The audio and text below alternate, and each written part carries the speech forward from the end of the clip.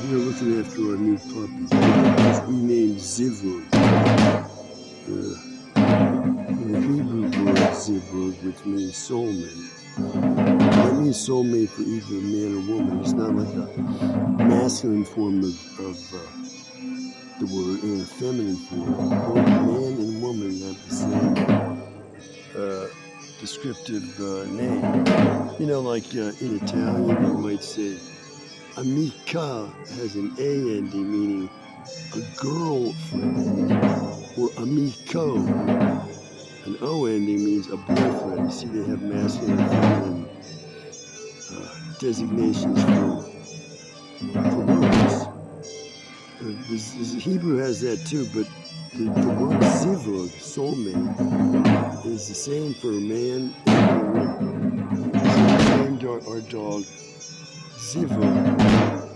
The name of the shepherd's dog was Guy, G-U-Y. Guy. And I immediately renamed the dog Zivug. Now, I'm here watching Zivug. Zivug was really misbehaving, so I left Zivug alone. I cried. And then finally I came back, and Zivug's been good behavior since then. But I think if she wants to leave the enclosure, she will start misbehaving. That's the way I've noticed that Zivug gets things done. Now, what I wanted to say while I'm sitting here is I wanted to review this bizarre relationship I have with lesbians throughout my life, okay? Now, I finally decided, okay, that I have this relationship with lesbians. I run into lesbians, and I've had a lesbian friend, and I've mistakenly asked women on dates who turned out to be lesbians, and I had no idea, you know. I have no interest in lesbians. I knew virtually nothing about them, and even though I had a lesbian friend for 27 years, I was not interested in the lesbian part of her life at all. And I didn't like quiz her about this or that about lesbians. No, I wasn't interested in that. I figured, okay, she's a friend, and as far as having me have a friend, the lesbian part of her is of no interest to me. So I never asked questions of what about this, that? No, never. So I still don't know much about them, but I do run into them, and I'm saying that weirdly, I am a man who's apparently like a lesbian, which means I like women and I like having sex with women when I shouldn't. That's what a lesbian is, right? Society frowns on lesbianism. It says, this is not natural that you're a woman and you want to have sex with another woman. This is not natural and right. We don't like that you should want to do this kind of thing.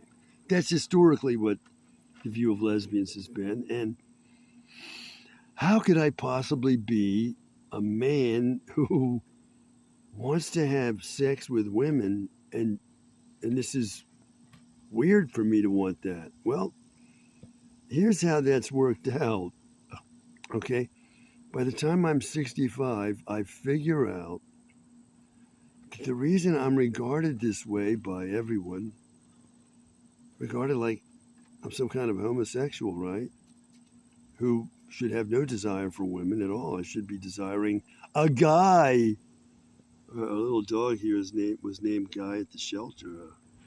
And that's what I should be wanting, a guy, not a girl, okay? And the reason is I finally figure out at the age of around 65 that during my adolescence, I was repeatedly male raped by the man who was supposed to have been my father, who I don't believe was my biological father. And I believe that he felt justified in visiting these male rapes on me because I was not his son. I was in his house, and he felt that was a very great injustice to him. And his wife wasn't giving him enough sex, apparently, and so his wife had betrayed him by having me, so I was going to get justice by these rapes. Well, anyway,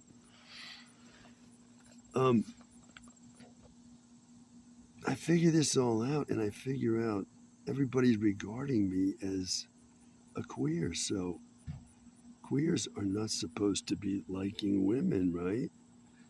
Okay, like I've said, I've told this story and retold it.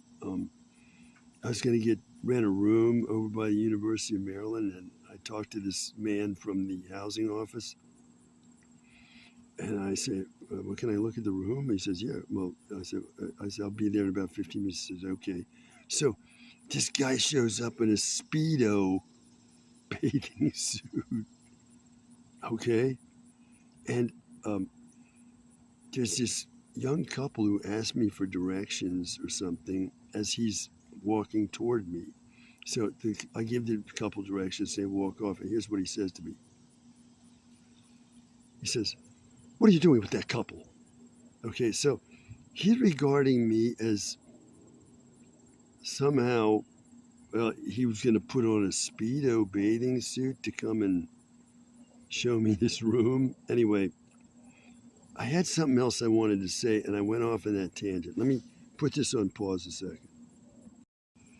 Okay, I'm saying that from the age of when I started to try to go out with girls, okay, I'm thinking back now, and like one of these girls that I asked out, or she asked me out. I don't remember which it was. I went to a dance with her, and it was let's call this a cold, clammy hand, wet, damp, clammy hand date.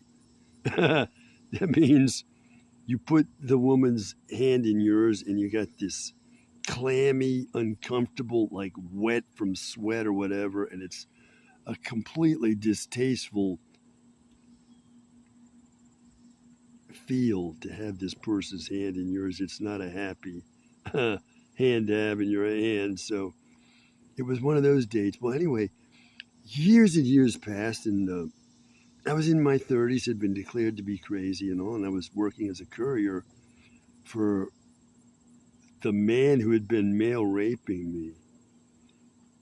It was at his radiology firm, and he was the man who had engineered this declaration on me that I was crazy, and now he was giving me a job. Why?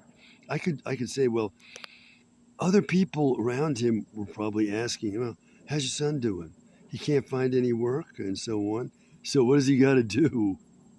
Yeah, no one would hire me, of course not. So he's like forced to say, well, yeah, let's make him courier. No one will hire him. Let's make him courier for our firm, right? And he's backed into a corner like that.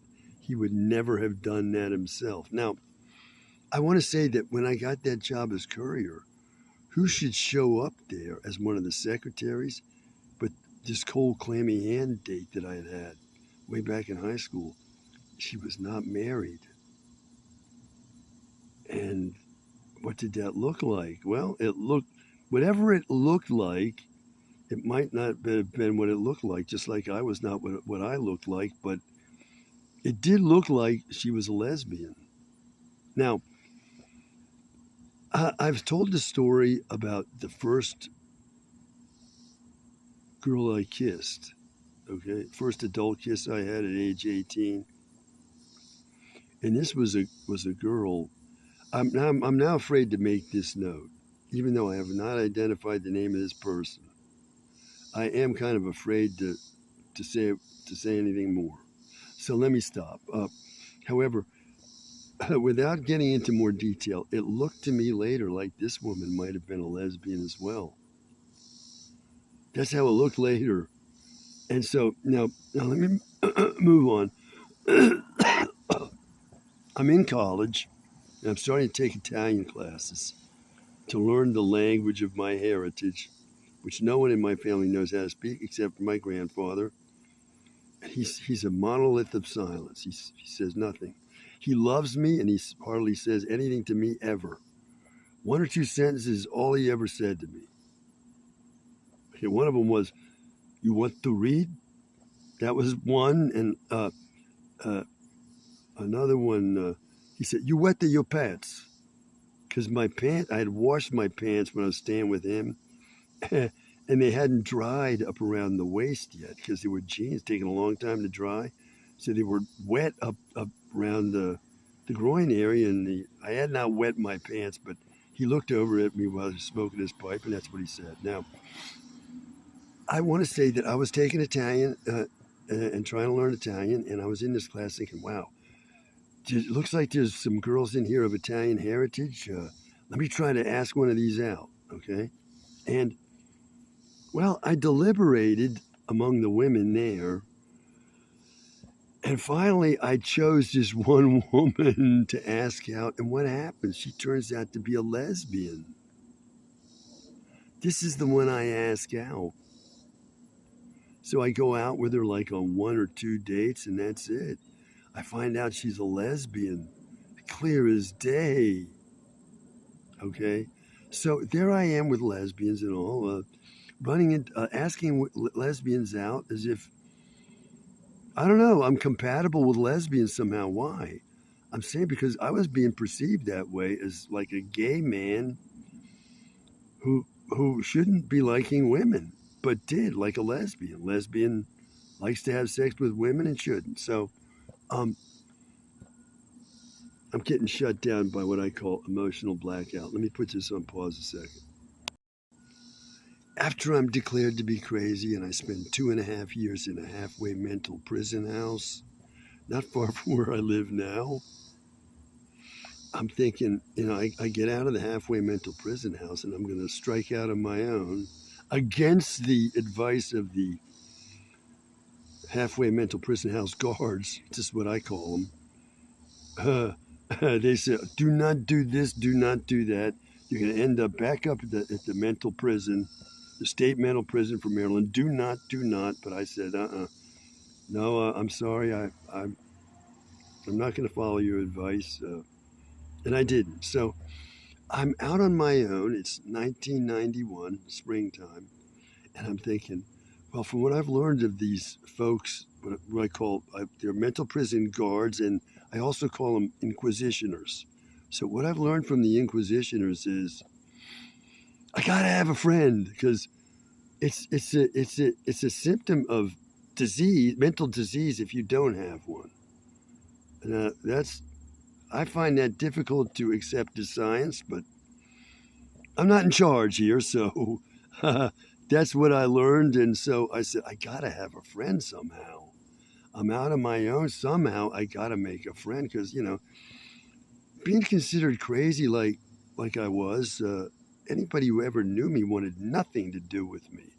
Not only the people who had known me outside my family, but inside my family.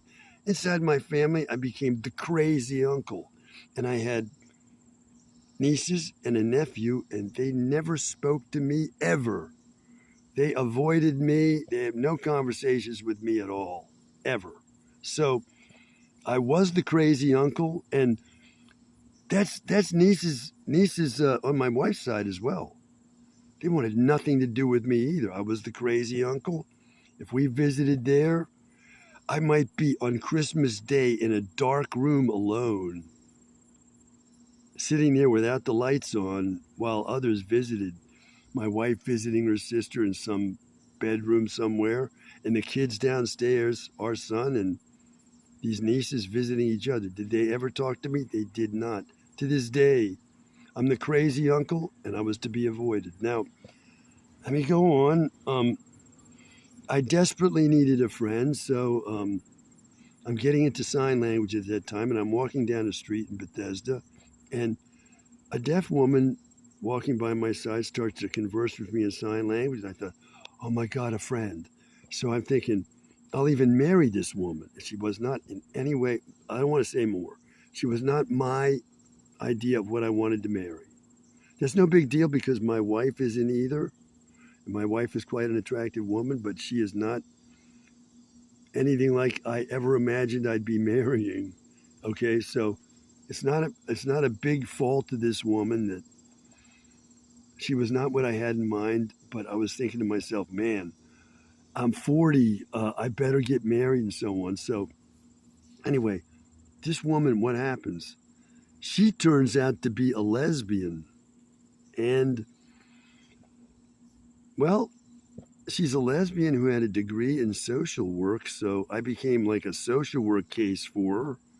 And we had this friendship where I'm her uh, opportunity to use the degree that the society is not allowed her to gonna have a place for her to use anywhere in the employment world. And so I'm her friend for 27 years until uh, I decide that the friendship is no longer worth me being the what do you call this? The diseased object of her uh, care as a social worker. I said, look, I've had it. If that's what I am, bye. And that friendship ended after 27 years. But the point is, she was a lesbian as well. So all these clues led me at the age of 65 to the explanation of why I'm a man who people are regarding like, what are you doing with that couple? Or why are you asking that woman out? And women are, don't ask, why are you bothering me to ask me? Why are you hitting on me? Why are you bothering me to ask me out? Why are you harassing me with interest in me? Okay? It's because I've been male raped and made to look like something I'm not. People want nothing to do with this something I'm not. That's the reason. Today is the 18th of August 2026 right now. The time is, it's about 11:31 or 32 a.m. Bye for now. I need to add this footnote to that long discussion of why I seem like a lesbian. In other words, a man who wants sex with women who shouldn't, just like women who want sex with women shouldn't, okay? I forgot, I left this out. I did learn from my friendship with this lesbian friend that she and friends of hers, they did not want sex with a man no matter what. And we don't like it. This, my friend, okay, would say to me, I don't want sex with men and I don't like it. I don't like it. I don't want it. Okay, so I forgot to mention that, yeah, I'm like that too. Oh, I don't want sex with men either. I don't like it and I don't want it. I've never had it to my knowledge, but apparently I was repeatedly raped while asleep while growing up. That's what gives me this appearance of apparently I look to a lot of people like I'm a queer, and so women are, if I'm attracted to women, they're like, what? Why are you hitting on me? Why are you harassing me? Because I'm interested. Because I'm a man who looks like he shouldn't be. But I just want to add, I do not, like the lesbian friend of mine, I do not want or like sex with men. I left that out. Jesus. Okay, let me make that clear and add that footnote.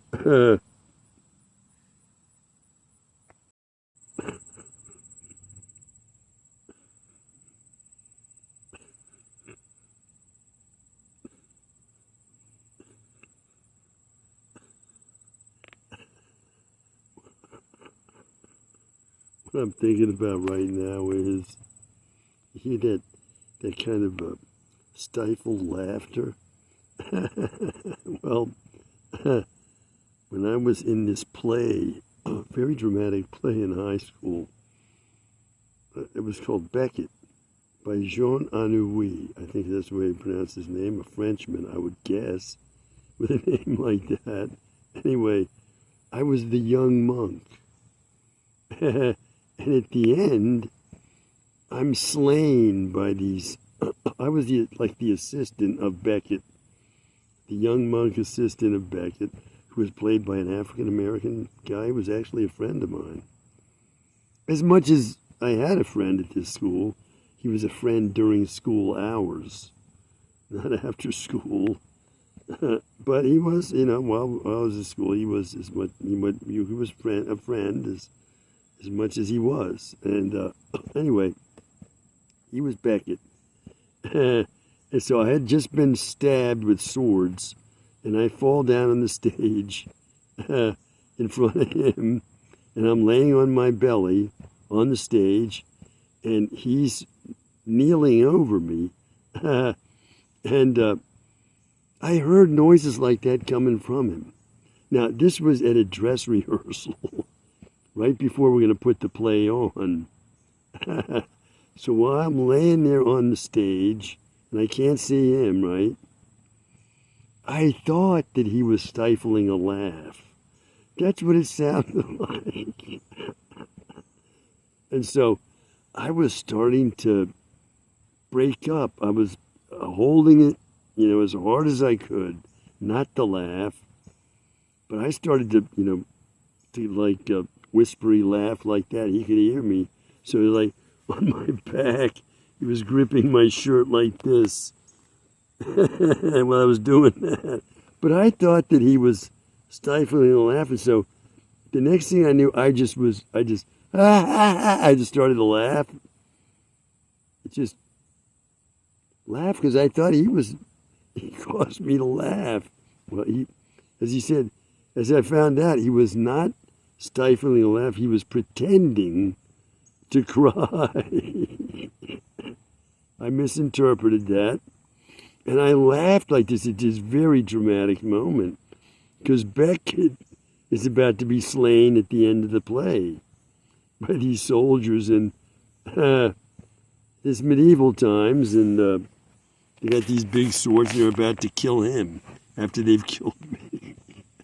Anyway, I'm thinking about that now as I'm in this enclosure that I built for my wife's, and I built the raised garden there too. This is a couple of years ago, and it's holding up well, I noticed. And it's a great place for our little puppy to be. He's very happy in here. He doesn't want to be in here alone yet, but he's not misbehaving like he does in the house. He's not even gnawing on the wood here.